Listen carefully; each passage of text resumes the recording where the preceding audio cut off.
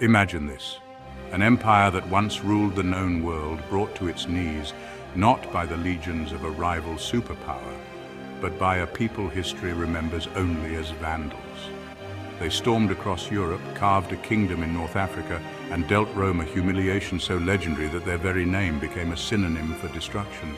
But who were the Vandals really? And how did they conquer the unconquerable? This is the forgotten story of the Vandals' conquest. The Vandals were not always the nightmare Rome feared. They began as a Germanic tribe, living quietly near the Oder River. For centuries, they were little more than a footnote in Rome's chronicles. But then came the chaos of the 5th century, the time historians call the migration period. Pushed by the terrifying advance of Attila's Huns, the Vandals were forced to abandon their homeland. With nowhere else to turn, they crossed into Roman territory, bringing tens of thousands of warriors, women and children with them. On the last day of 406 AD, the Vandals made their first bold move. Alongside other tribes, they crossed the frozen Rhine River, slipping past Rome's defenses. From that moment, their fate was sealed. They would not return north. Instead, they carved a bloody trail through Gaul and into Spain. Rome's armies tried to stop them, but the empire was already weak, torn apart by civil wars, invasions, and corruption.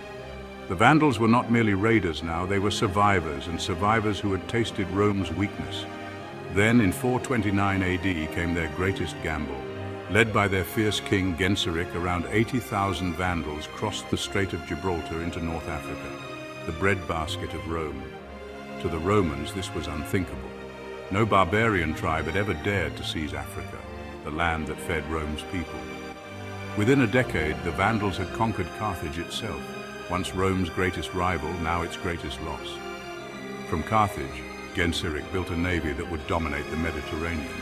The Vandals were no longer wanderers, they were kings. But Rome's humiliation was far from over. In 455 AD, the Vandals struck at the heart of the empire. With their fleet, they sailed up the Tiber and entered the Eternal City itself. For 2 full weeks, they stripped Rome bare. Treasures, relics, even the sacred spoils of the Jewish temple looted centuries before. It was a sack so devastating, so total, that to this day, the word of vandalism means senseless destruction. Yet history often forgets. The Vandals spared the city's people. This was not wanton slaughter, it was calculated power. For nearly a century, the Vandals ruled their African kingdom, a thorn in the side of both Rome and Constantinople. But in 533 AD, the Eastern Roman Empire struck back. Under the brilliant general Belisarius, the Byzantines crushed the Vandals in just a single year. Their kingdom disappeared almost overnight, swallowed by history.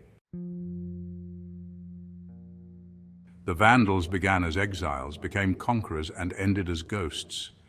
Rome never forgot their name, but often forgot their story.